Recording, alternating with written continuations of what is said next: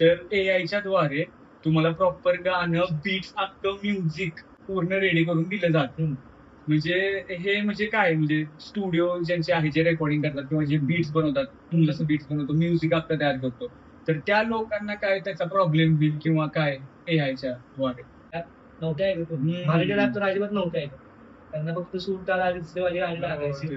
पण आता सगळ्या गोष्टी चेंज झाल्या. आता मराठी माणूस हुशार झाला. मराठी माणसाला समजले की नाही आता मराठी मराठी वाचलंच पाहिजे, जाईल तिथं पण गाणं व्हायलाच पाहिजे.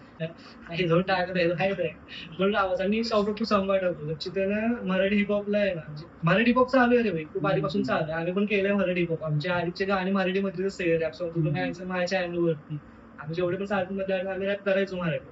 संभाटांनी मराठी लँग्वेजला आपल्या हिपहॉपला ग्लोबली केलंय. त्यामुळे आम्ही त्याला बोलू शकतो. तुम्ही आपल्याला जगून घ्यायला एक जर्नी सुरुवात आता झाली असं म्हणून त्यावेळेस ते लेसन्स होते माझ्यासाठी.